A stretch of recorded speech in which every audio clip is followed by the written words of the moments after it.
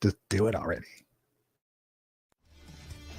Unstoppable kick-ass confidence. Are you ready? Welcome to the Raw and Unscripted Show with Christopher Rausch, where we help you overcome your self-created crap without the self-help fluffy bullshit. Now please welcome our host, Christopher Rausch.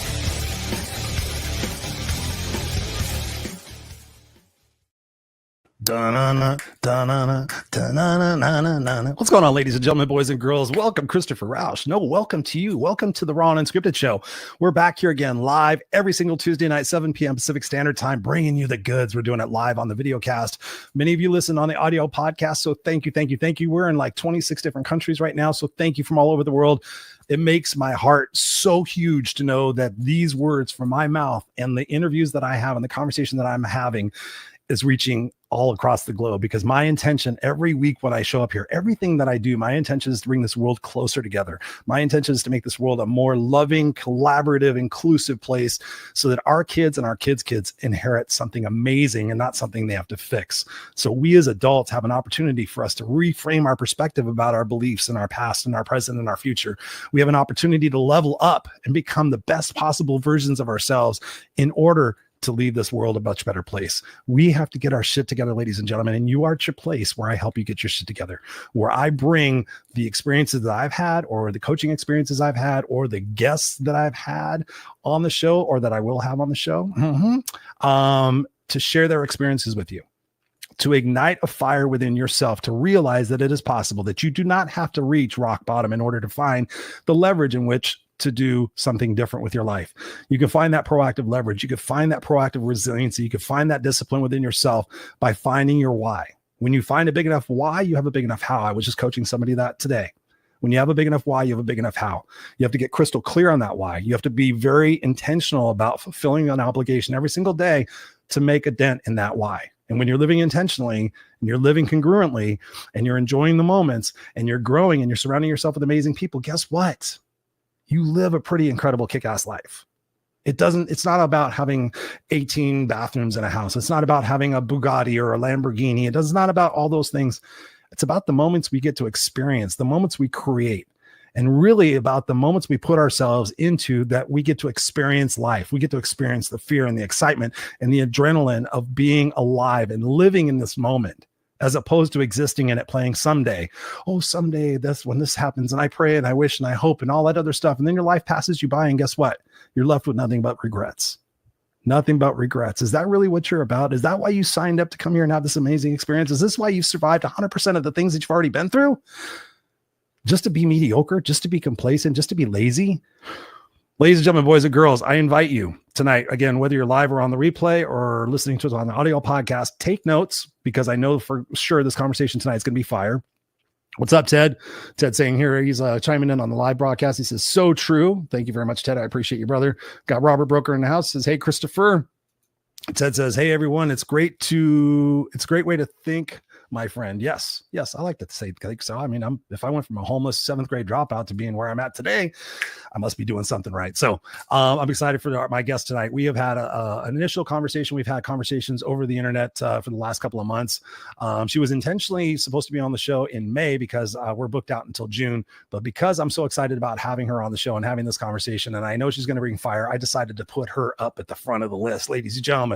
So without any further ado, please put your hands together and please clap very loudly for the one and only Ariel Zeigler. What's up, Ariel? How you doing, sweetheart? I am doing quite amazing. Thank you for the privilege of bringing me on early.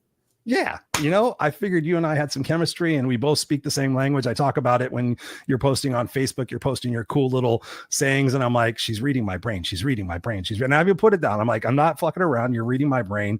We share a lot of the same philosophies about life. And the thing that I love about you the most is you're real. You're authentic. You've been through some shit. You help other people go through some shit. You make the world a better place. You don't fuck around. And you do it with a sense of heart and with a sense of compassion. I know that, and I know I put in the intro that Nicole Tiffany had introduced us. And Yes. So shout out to Nicole. Thank you very much for doing that. She saw that we were two people that were vibrantly in the same frequency as far as our intellect and also our passion to use the experiences that we had in our life to make it better for other people. So talk to me about what it is that you want to get across most people tonight. When you're thinking about the conversation being here on Raw Unscripted and what we do about, getting people unstuck and getting people living their best possible life. What do you want to get across to people most? And let's dive into that. You're the creator of your life, not the victim. And that's the biggest, that was the biggest life-changing moment for me when I realized that I was not a victim of circumstance, but a master of my own destiny. And it took a lot of very real moments to be able to create that sense of ownership, but it was always there. It's just the fear of actually taking responsibility for the experiences that we've had in the past and how we've decided to allow certain things to happen. And yes, trauma, quote unquote, happens to us, but it's not about what happens to us with the trauma. It's how we deal with it. Yes. And decide to own the experiences, and judgment only comes when you can only see one end of the spectrum, not the entirety of the experience and what it actually brings to you.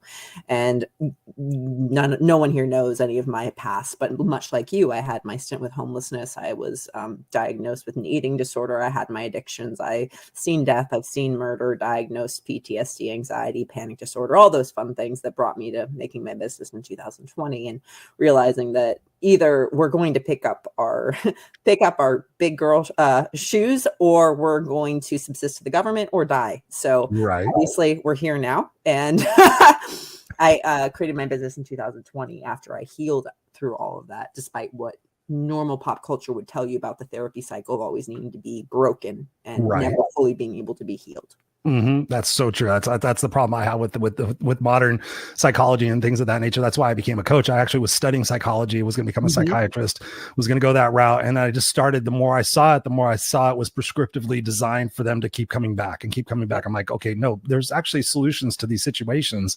It's not all about revisiting your childhood. It's about reframing your perspective about your childhood and then doing different actions progressively to get you out of your comfort zone, to create that courage and to create that discipline to be able to get that ultimate end result.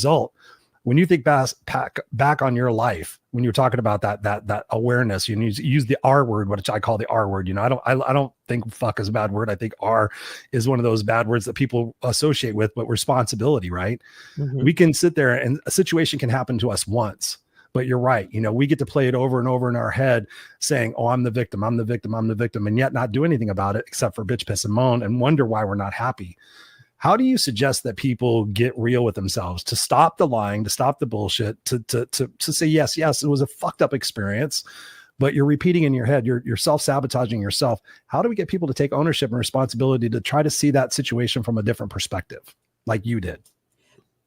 There comes a point at which everybody has their threshold, as you're well aware of. Like there is a degree of pain and because there's the uncomfortability of staying comfortably uncomfortable where you're at, as I like to say, right? It's like, I'm annoyed, I'm uncomfortable, but it's not so much so that I'm willing to actually sacrifice my sense of identity, right? Because many times it means that this person now has to confront the way that they view themselves, and anything counter to identity, just based off of very bare bones mechanistic survival, is like, if you are counter to someone's identity, they are going to bite and kick and scream against any sort of perception or belief that is contrary to that. And that's why, even politics, in diets, in whatever it is, that all of these religious ideologies, anything that is counter to an individual's belief of self will be religiously protected. And we have these religiously protected senses of identity within ourselves. Yeah. And so it's like, oh shit, I have to actually go against this perception of how I view myself to be able to actually create change in my life. And so you really have to, for a lot of people, unfortunately, it's you weighing and balancing for those who are a little more cognizantly aware. But for many, unfortunately, they have to reach rock bottom. And for me, some of those rock bottom moments was, one of them was an eating disorder facility. Another was an exercise addiction in which I collapsed in exhaustion. And another was COVID.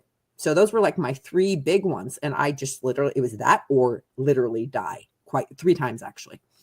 I'm a little extreme. So, those of you keeping score at home, she's almost died 3 times. Back to you in the studio. Actually, it's been 8, but that's another conversation. Oh, Jesus Christ. I slipped across the freeway 3 times in 2022, and I got bitten by a rattlesnake 1 month later. But that's you did tell me about that in our initial conversation. I'm like, Jesus Christ, you are meant to be here. Yay! Meant to be here, right? But yeah, you have to.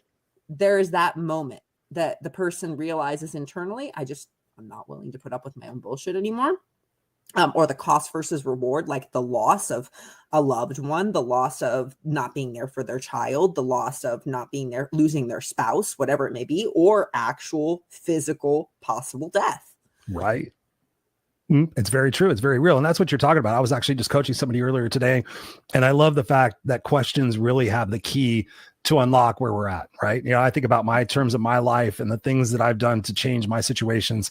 It's been those tough questions. Like, when will I, and I told him this today. He's in a quandary and he's got a lot of stuff going on. And I said, ask yourself this question: when will you have had enough? When I say it fast, it was, bleh. When will you have had enough? I said, so you're at this point. I said, you're not at a breaking point yet. You're investigating your solutions, which I highly commend. I said, but there will come a point where you're going to snap. You're either going to tell the bitch to fuck off. You're going to snap on a customer. You're going to snap on your girlfriend. Something's going to happen. You're going to have a heart attack. You're going to have an anxiety. Something is going to happen that's going to cause you to have to face the situation now. So what I'm trying to do is I'm trying to create leverage in your life, proactiveness versus a reactiveness situation. I'm trying to create a proactive situation where you can see in your mind's eye that you're going to have this leverage. Use that leverage today to avoid the catastrophe, the cataclysmic fuck up that you might endure if you react to the situation, right? How do we help people have that foresight? You know, because oftentimes we know we're eating bad. Oh, I could get diabetes one day. We keep doing it. We think that it's never going to happen to us. How do we get people to realize that, you know, that everybody's on this journey to learn and to grow and to take those risks into the danger zone, because that's where we grow and learn the most. So just because someone says they want to do something doesn't mean they actually want to do it. Yeah, true. Because what they want isn't that thing. The It's result. what they think the thing gives them. Yep. It's the emotional attachment. It's the energy behind it. It's the visual representation of that. You know, and you know this, but like and then they also have to believe that they are worth that thing. And if they don't believe that they are worth that thing, they are not going to sacrifice their current sense of uncomfortably comfortable situational environment to sacrifice for that, because they're not even worth it in the first place. So why would they sacrifice that, especially when the hierarchy of themselves is outside themselves? So you have to get very clear on the individual's worth and love for themselves. Is it conditional or unconditional? Okay, it's unconditional. Much easier, very topical, extremely easy to realign the values and the belief sets around that. But if it is not, those are first and foremost for any fitness, any health coach, any of those. That is the crux of all that I teach. If they do not have unconditional love, worth, and trust for themselves, they are not going to be able to consistently implement techniques and tools to be able to actually change the topical of their environment. Once you have those three heads, everything else is a lot easier to address. But if you don't, you have to get into, were they given that worth for their being, not their doing as a child? Right. Were they given that love for their being, not their doing as a child? Because we are conditioned as a society to reward for action, not existence. Amen. And because of that, we have this huge separation in this reward system. And then unfortunately, the new world wants to give us all these accolades for just existing, which is great. But that's not fixing the underlying root of the situation. Nope. And it's actually demoralizing those who actually have a higher work ethic. You have to get back to the bare bones basics of the family dynamic and the system there that has been fucked for decades. But you're not passionate about it at all. Not at all. There's so many things you just said, Ariel, that I could jump off of. And I think the one thing that really keyed on me with the most was the love component of it. And, you know, it's something I come from a background, as you can imagine, of toughness and, you know, mental fortitude. And, you know, this is what, and before probably the last 6 years of my life, I was very much that way. Like, here's what I know. Here's how I know the success route is. If you do these things, you will be successful, period. End of story. Hard stop. I can teach you how to be successful in relationships and business, anything you want to be in. And then I got to this part where I started understanding the more spiritual aspect of things. And I started realizing that, you know, we have to be more in true connection with our soul rather than our monkey brain. And so oftentimes we let the chatter of the brain control what it is that's happening in here. We let it override. We think it, but this is designed to keep us safe and predictable and certain. And when I was going through COVID, and my way of giving back to people was to give them free coaching sessions. Yep. And thinking about the self-love component, I was like, that never really kind of dawned in my mind. It did, of course, you know, obviously you got to have love for yourself to invest in yourself. And I've realized that over the years.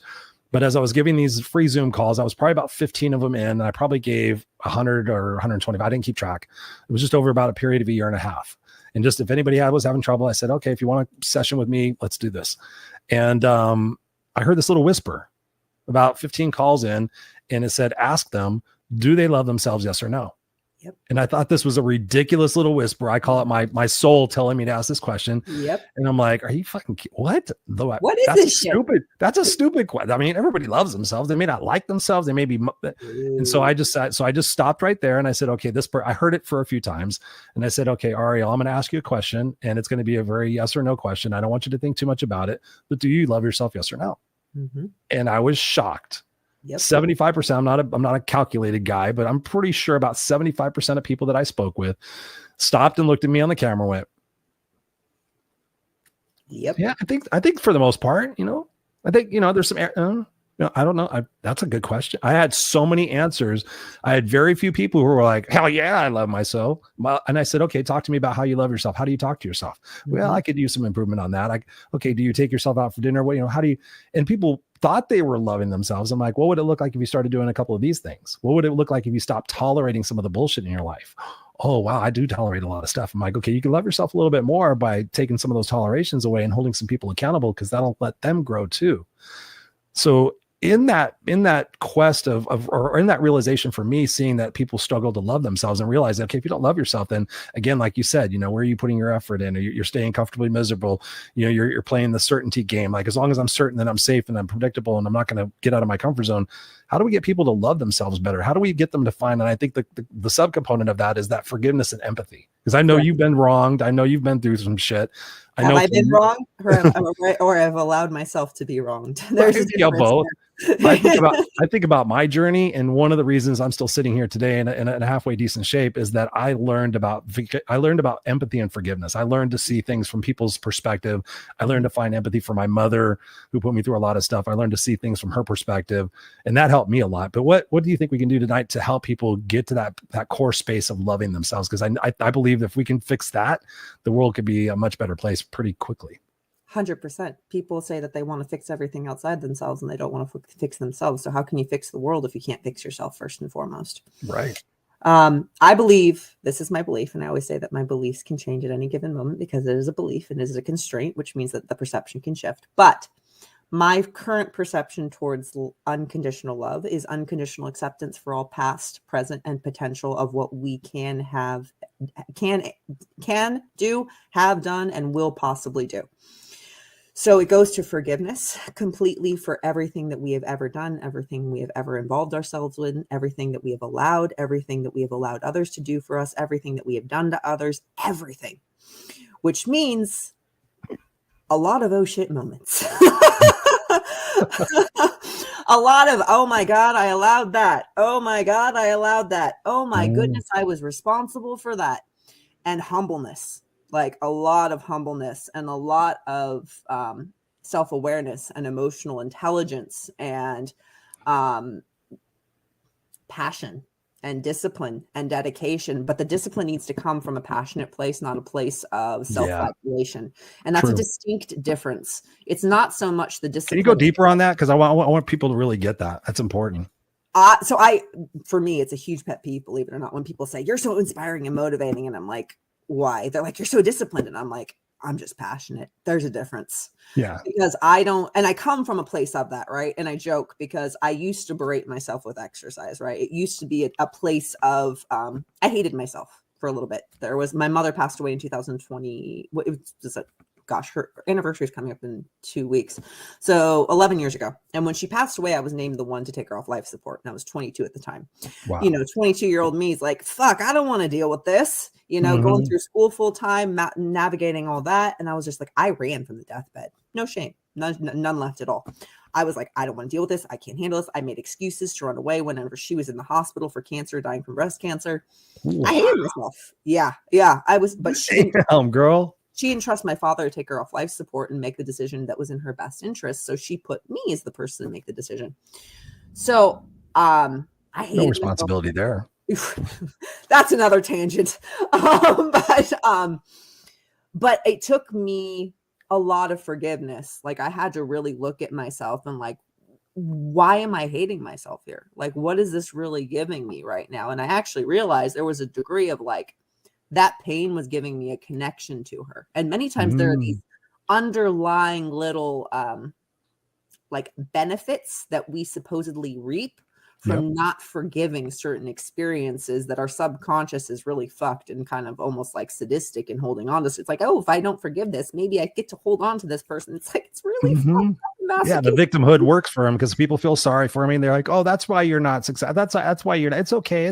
Misery loves company. Poor baby. And I got a bunch of freebies too. It was great. So like everybody was like giving me stuff when she passed away. And I realized, I was like, oh my God, this is a fucked poverty, sadistic. I still need my mommy relationship. And once I realized that, I was like, I'm actually terrified of taking complete ownership for that and healing it, because then it means I don't get these things I'm afraid to have. No comfort, no buffer, no nothing. And I don't really want to let go of mom.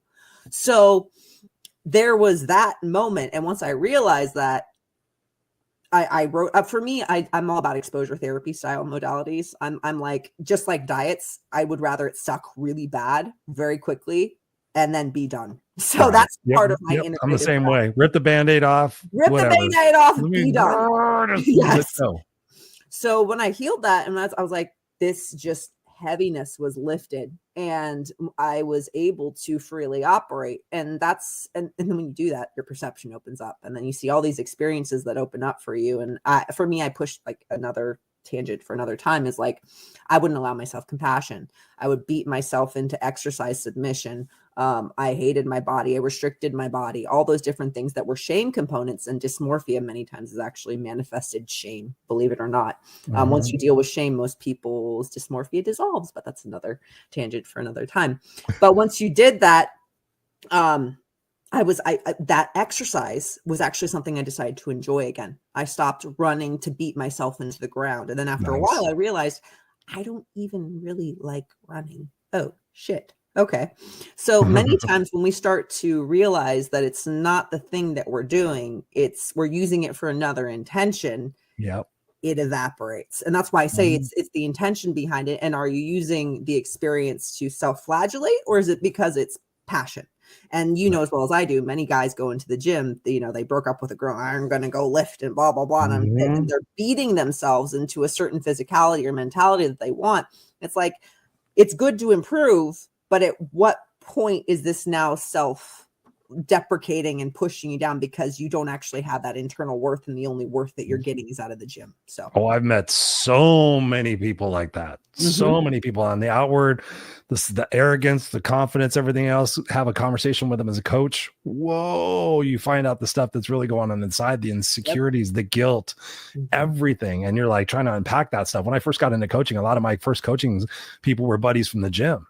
Yep. And so like, hey man, I feel like I could talk to you. Can I be real with you? Yeah. Okay. I'm going to tell you something I've never told anybody before. And oof, I'm gay. I got people telling me I'm gay. I got people I was sexually, all this stuff. And I'm like, you look like you have it going all on. I mean, you're like, this keeps me alive. They would talk to me about the working out keeps me alive. And I'm like, I realized that as well when I was younger. I've been working out since I was 17, 18.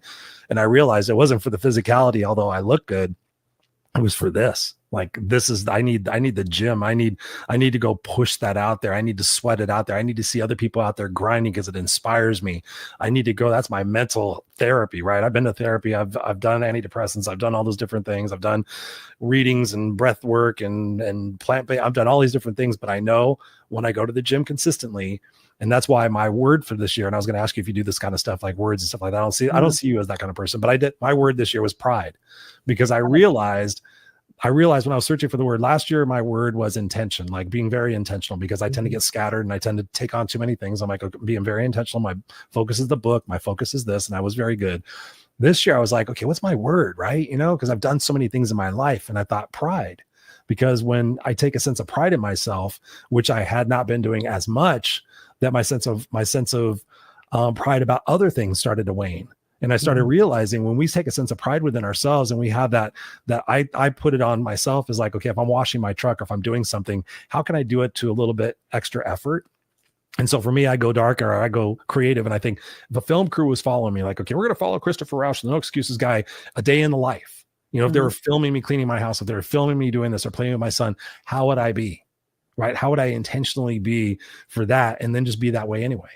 And so I found that I've raised the bar on so many different areas of my life because I was able to sit there and I was able to realize that all the different traumas and the different challenges in my life had prepared me for those opportunities. Right. And so I think when we can get people to shift their perspective from being that victim into being in the victim mind, that's one thing. We get them to have that self-love component. From your standpoint, moving from that point, how do people find clarity on what it is that they truly are meant to do? I was having a conversation with somebody today. They were having difficulty in figuring out what they're here to do. And so that's causing them that going to the short-term gratification, going to the Netflix, going to the sex, going to the drugs, because they're just not clear on exactly what they want to do. They're looking for this sign. I gave them some advice, but what would be your advice to people who are just stuck right now? They don't have the clarity. They don't have the ambition. They know they need to change. They know the things that they need to do, but they just haven't done it yet. It goes back to passion, right? And to finish off the passion discipline is like, what would you do all day? I actually ask my clients this quite often. What would you do if money was no object? It's that simple. Yeah. What would you do if money was no object? You'd be surprised at the answers I get. And I'm like, okay, cool. So we may not be able to make that your primary source of income, but how can we start doing something around that to maybe bring in a little bit of a revenue stream in that arena and see where it goes? Right. There's no heaviness. There's no weight. We're not asking it. You'd be surprised at the amount of entrepreneurs that I have coached just from that conversation, because so many people are conditioned to believe that they have to do X, Y, Z to be able to survive. Right. I'm telling you right now, I made my business from scratch, and I don't even know what the fuck you actually call the entirety of my business, but I've made 6 figures like consistently running and almost doubled every year. So if you have passion behind it, you are unstoppable. There is nothing that will stop the voracious appetite that is fueling what you are going to bring forth to the world. And that could be art. It could be music. It could be coaching. It could be jewelry making. It could be real estate, whatever it is that is your thing, and bringing it back. And then many people are like, I'm exhausted. I'm fatigued. I don't know where I'm at. Okay. So then what you need to do, you need to sit the fuck down, and you need to start getting your nutrition and your sleep and some sort of meditation on point. And then when your nervous system is calibrated for the next 2 months, we can start reassessing where you need to find your purpose. I hate that word. It's so overused, but your passion in life, what drives you forward. And I don't like purpose because it's almost atypically pretty static. Whereas I think passion is multifactorial and can evolve. It is. I do martial arts, and I'm a amateur cage fighter, and I have to constantly check in there because there's a lot of physical exhaustion that comes in there. And that's where it's this finely titrated thing. And it's a balance of mind and heart and soul. And it's extreme. This is a practice this last year I've really been titrating, because I was so dominant logic, monkey brain, very logical, have to push forward. Nope, we're going training. We're doing MMA. I don't care how fucking exhausted we are too. No, we need to rest. And is this passionate goal of getting into the UFC still in line with my heart and soul? So this is I have to do this sometimes 3-4 times a week, sometimes every week or so. But it's being in line with that passion. Is that still in line? And then also not being attached to the concept of time, because time itself is a fucking construct that society made to keep you tied into experiences that aren't even yours anymore, and disconnects us from who we truly are, in lieu of the shadow connection that society gives us, which is actually disconnect from our actual soul and our God-given right, in my humble opinion. But you're not passionate about it, right? Not that, no. Not just a little bit. Not just a little bit. We got Andrea in the house. What's up, Andrea? Thank you for being here. Appreciate it. I haven't seen you in a bit. Thank you for coming by. Ted Legal comments here. He says, I have almost died 8 times in the past 5 years. I can relate. COVID 3 times, 3 heart attacks, and 2 sepsis infections. Wow. Damn, well, stop doing that shit, Ted. I was on oxygen for 9 weeks after COVID. And on week 9, I was at the mat side with my oxygen barometer. And my wrestling coach is like, you're ridiculous. You're like with the pulse ox. I've still got 75% oxygen. I can do this. It was 82, but yeah. Oh, Jesus Christ. I was just taking a guess. Yeah, no, I really did have the pulse ox by the side of the mat. Not kidding. See, I know you. See, we share a brain. I'm just older, and I've had to learn some of my lessons the hard way. So, yeah, you'll get there one of these days. When you get older and you get a lot of lessons. I've got time to go. You're going to continue to learn some lessons. I want to take this into a little bit of a different direction. Go for it. And thinking about this, when did you stop being a kid? Never. Well, actually, okay. I've gone back to being a kid. Okay. When did you stop being a kid? And let's talk about that reemergence as a kid. This is something I've been fascinated with lately because it goes back to something I learned in therapy. Probably, geez, you said your mom died 11 years ago. I think my mom died 12 years ago now. But afterwards, after I got to process it all, because I'd been through so much with her, through my work, I had like 5 sessions with a counselor, to talk about stuff. And I said, I'm just going to go talk to somebody and see what they say and see what happens. And during that process, I felt it was pretty worthless for the most part. But then she asked me this question. She said, when did you stop being a kid? Mm-hmm. And that really, again, I love questions, which I'm going to ask you about this, but that really got me to think about things. And so I was curious to ask you, when did you stop being a kid? And talk to us about that journey to becoming a kid again, because I believe in my heart of hearts, we all need to get back there. 100%, because being a child, so we are conditioned at a very early age to believe that play is not conducive to accomplishment. And when they're a kid, where I was like, I want to grow up. I want to grow up. I want to grow up. I want to be an adult. No, you don't want to fucking adult. Right. No, this is not what I signed up for. This is not what I signed up for. And then you realize parents don't even know what the fuck they're doing. But anyway, so I stopped being a kid probably around like accumulation. So a little background. I was conditioned to start being an adult pretty early, just because my dad slipped on black ice in Korea when I was 3. Was never supposed to walk. In Korea? Yeah, he was on the tarmac, and he lost like 3 inches in his spine. So I was homeschooled from a very early age. Had a lot of responsibility from a very early age. My first job when I was 14. So probably around 14, I really started losing a lot of the play. And it was just, you can only divide your attention so much, right? And as you go through traumatic experiences, we suppress that because the trauma is compartmentalized. And what is compartmentalized trauma? It is compartmentalized energy. What are the rules of energy? You cannot negate it. It has to be transferred. So from a very early age, I just started getting smushed in, essentially. And I lost a lot of that childlike play as a means of survival. And I was extremely good at all accolades that I pursued. I was always so good. I was able to get A's. I was able to be the top of whatever it was. I was number 1. I was a treasurer for Keystone, like all these different things. And at a very young age, but I lost that play because it was not essential. And it wasn't a part of the overall construct of success, which is actually determinant and a distraction from who we actually are. Because the fulfillment, that conditioning process. Yep. The fulfillment is lackluster. And I call it checkmark syndrome. It's like, right here, you can't hear it, but I got 40 medals here from just the last 3 years, but it was all checkmark syndrome, right? It's like, next. So I'll be happy when.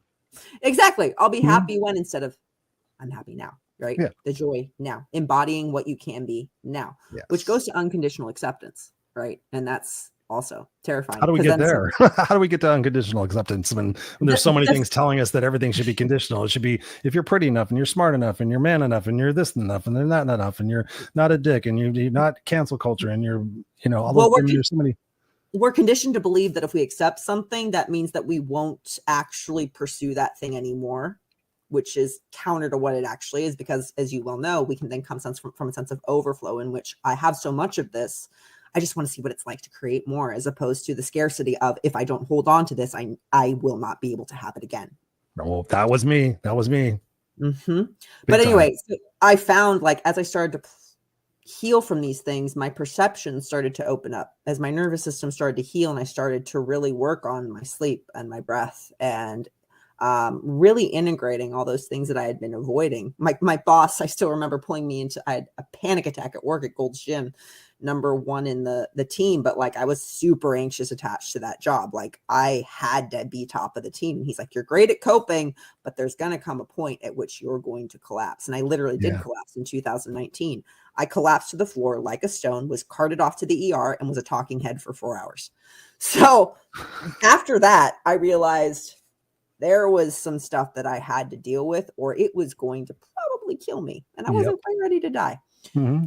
So healing that stuff opened my perception open. And I was like, you know what? We're not going to do these conditional play and enjoyment things anymore, because it's going to kill you. So when we do that, we open up our peripheral. we bring ourselves down to rest and digest, and it actually opens up our potential ability to not only deal with what's going on, but create the life that we actually want, because we're not focused in burning out that neural pathway anymore.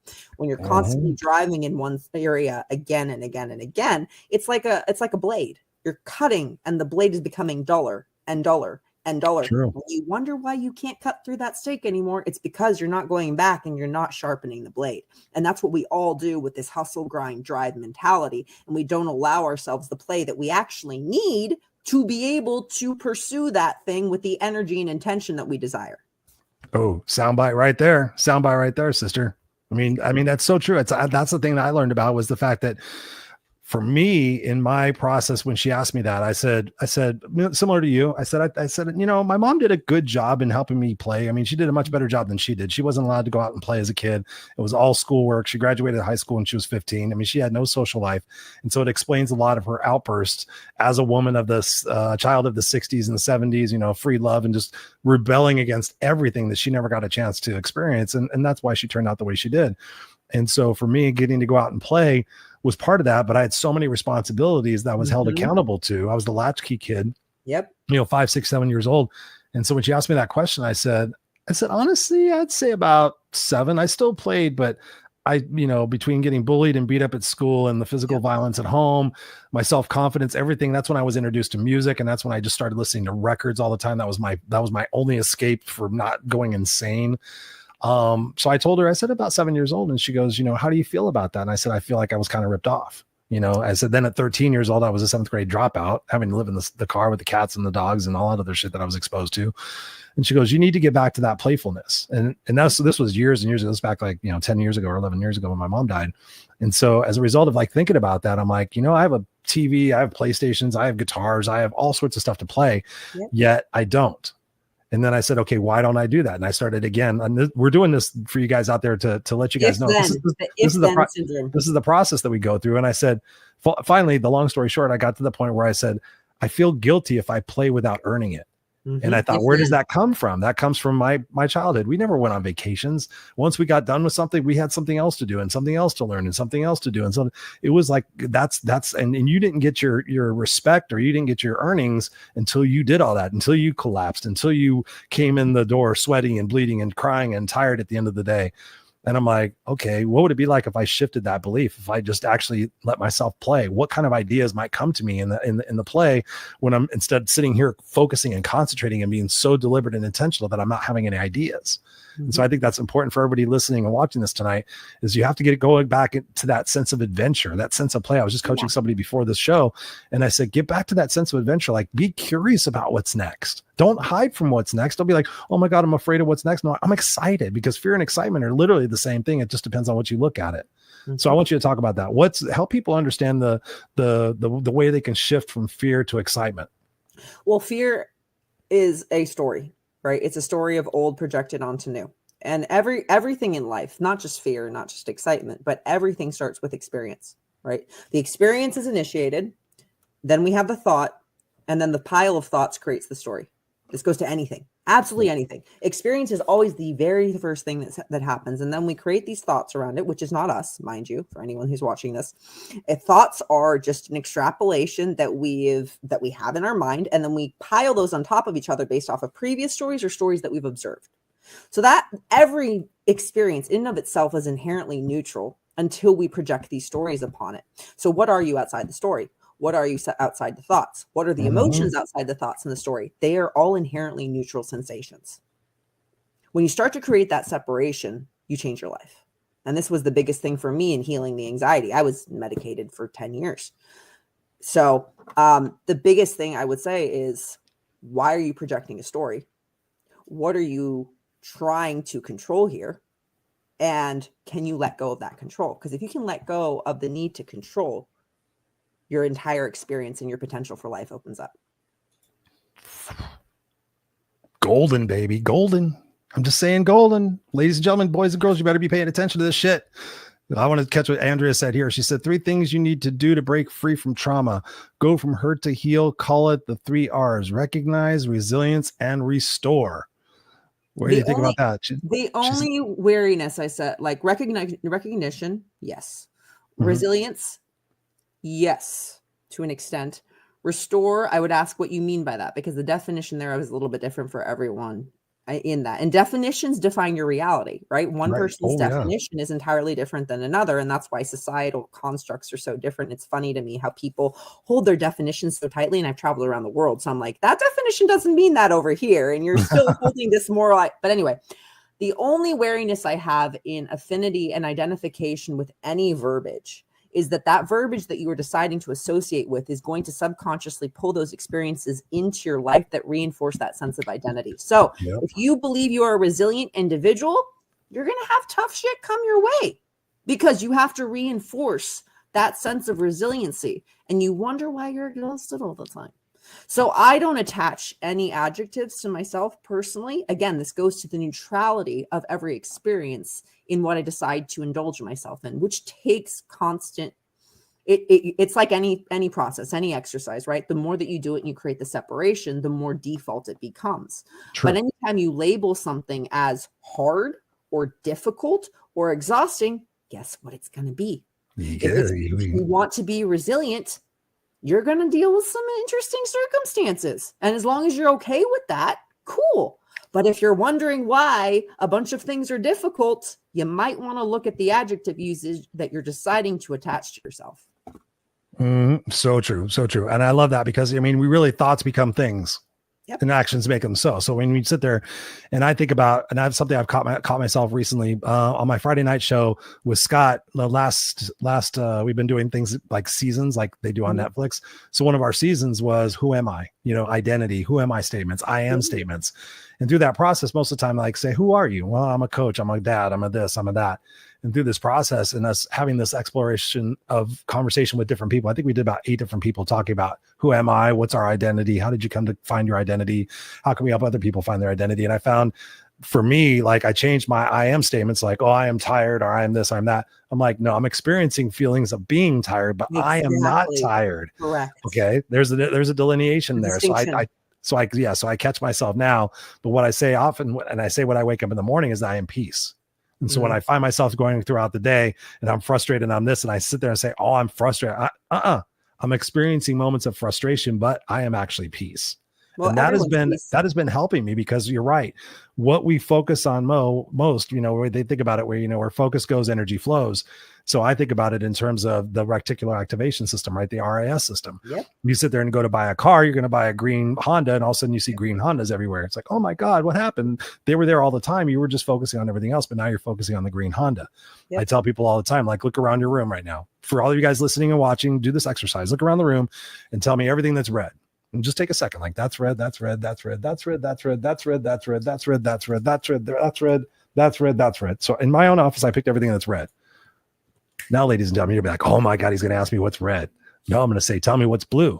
Then you're going to be like, oh, Chris, you told me to look for what's red. And I'm like, same thing in life. You look for the bad things, like you said, speaking to your point. Like if you look for those things, that's what you're going to find. And so we have to sit there and look for our lives in terms of opportunities. And in terms of experiences, right? Nothing is a final outcome. Everything is an opportunity for us to continue to grow stronger and to continue to experience these moments in deeper respect and regard for gratitude, because we never know what our last moments are going to be. And I think that's one of the key things to life. And that's one of my last questions for you is this. And I think about, we've asked a lot of questions tonight. What are some of your favorite questions for you to either ask your clients to get them to have that shift, or questions that you ask yourself that get you to have that shift? Because like for me, like I'll ask myself the question, what am I creating? Am I creating chaos right now? Am I creating bullshit right now? Am I creating something that I'm going to be proud of? I'll ask myself, will I be happy with this decision tomorrow? Like back when I was doing stupid shit in the moment, it feel great. But Chris, are you going to be happy with this decision when you wake up tomorrow? You're going to look back and go, oh man, I shouldn't have done that. So I started asking myself those questions. What are some questions we can leave with everybody tonight that can help them think about their situations a little bit differently? I'm a fan of sticky notes. When I find questions, I put them up on my monitor and I ask myself those questions and I do that work. What things can we leave people with tonight? And then I want to ask where people can get a hold of you so they can continue the conversation. Awesome. So there's a couple, and then I'll leave one on the tune of I am as the last. The first, and this is one for those who have issues with anxiety and issues with panic and fear. What am I afraid of right now? Yeah. It's a big one. because any hypervigilance, any trigger, any of that, it's always a threat to the sympathetic nervous system, and the story either of physicality or identity. Anytime that is triggered, that their sense of identity, that will come up, and there's that wall that comes up. It's like, he's going to get hurt, something's going to go wrong, something's going to get fucked over, that someone's going to betray them. So what am I afraid of right now? And bringing awareness as to what that is a huge one. Then for more of the because I also deal with higher level entrepreneurs as well. What do you want to create out of life? Yeah. What is your creation point? Because we're all creators. We're all made in God's image, whoever you believe in, God, universe, whatever it is, which means that we are capable of creating absolutely anything. So what do you want to create out of life? And then lastly, what are you outside of thought? Ooh. Talk to us to go a little bit deeper on that one. I think that might need some explaining to do for some people. Everybody defines themselves with words. Everybody believes that they are the things that they associate with. Everybody believes that their experiences are their attachments, their emotions. And you already started to touch on this, like, I am peace, but you are peace, or are you experiencing peace? Right. So what are you without a definition? And this is not something that can come to verbiage, because we are outside language. When we were born, we don't speak language. We speak energy. We forget that over time. We're conditioned to believe that. We're conditioned to believe that the only way we can communicate is this. But all of us know good vibes and bad vibes. That is our original language that we are conditioned from a very young age to forget. And this entire process of life, in my humble opinion, is remembering who we are and all that we are not. Yeah. So beautifully said. Ariel, where can people get a hold of you, continue the conversation with you, learn more about you? And So Facebook is probably the number one, Ariel Zeigler, or Heart and Soul Wellness. That's with an N and then SOLE Wellness. Instagram. Spell your name for people who are listening on the podcast. Ariel, ARIEL, last name Zeigler, ZEIGLER, and Ariel Zeigler 1 on Instagram, and then also LinkedIn. It's the same as well. Awesome, my dear. This has been a tremendous conversation. I know you're sick, so thank you for bringing it, irregardless, or regardless, as I've been having this conversation with people. I don't think there's irregardless, there's regardless, but thank you for being here, my dear. I know this is a powerful episode, and we're going to get a lot of feedback on the power and the strength of the strategies that we shared tonight. So thank you. I'm going to place you backstage. I'm still going to get you out of here in 3 minutes so you can make your other thing, but don't go anywhere. I won't. I'm here. Thank you. You're awesome. And there you have it, ladies and gentlemen, boys and girls. Thank you all for being here. Holly's in the house. She says, this is so great. I will be watching this again, working on changing habits, old habits, narratives, and views. Yes, you are, Holly. We're going to see you at the next meeting. Definitely, girl. You're going to be there. Holly is in my group accountability coaching program. So thank you, Holly, for being here. I put this up here. These are the questions that we asked, or that Ariel just asked. What am I afraid of? And what do you want to create in life? Right. This one is huge. This is when I was just asking one of my coaching clients about this. I'm like, what are you running from? You know, when you think about it, what are you running from? What is it that you are running from? The person that's listening to this, watching this on the YouTube and everything else. What are you running from? What are you afraid of? You know, why are you self-sabotaging yourself? Why are you continuing to talk to yourself in a way that is not conducive to you achieving the results that you say that you want? Here's the thing. Here's what we talked about tonight. You got to have that first. You got to have that self-love. The base component, the foundation of you having a kick-ass life is that self-love, respect, right? Maybe you've done some things incorrectly in your life. Maybe you had some shit happen in your past. You got to forgive yourself, right? You can't beat yourself up over and over and over again for something that happened once. Did you learn your lesson? Has something positive come out from this? Can you create something positive out from this if nothing has happened, right? If you're just stuck in it, right? Find empathy and forgiveness for yourself because you didn't know what you didn't know. And this is a journey. This is an exploration of us getting more, like Ariel said, getting more in touch with us, finding out who we are and letting the rest of the stuff go. I have found in my nearly 55 years on being on this earth, which is crazy for me to say, that it really is about letting go of the ego, letting go of the need for validation, the need for approval, the need to prove people right or prove people wrong. It's about the moments. It's about experiencing our gift and being able to share our gift with the world in such a way that we can create connection and we can create impact and we can create ripples from the fact that we were here fogging a mirror in this amazing thing we call life that we only get to experience for a short amount of time. Like I said, I'm 55. I could do the math, right? I'm on the other side of things, which is crazy because I have so much more in my mind and everything else. But there is an infinite amount of time that we get to experience this thing called life. And so my urgency with you guys is to stop fucking yourself over. Stop hanging around people who don't support you and push you to be better, right? You got to do these things. Get out of your comfort zone. Have a bigger why. Create a legacy that empowers you every single day to go out and take chances and risks. Start talking to yourself a little bit better. Get a rubber band and put it around your wrist. And when you catch yourself saying, oh, I'm all so stupid and I never get things right and I always fuck things up, start snapping yourself and stop it and say, why am I saying that to myself? Right? Words have power. Words have power. You wouldn't let your best friend talk to themselves that way. You wouldn't let your kids talk to themselves that way. So it's not fucking right that you do it for yourself. Yet you sit there and hope, wish, and pray that someday you're going to have an amazing life.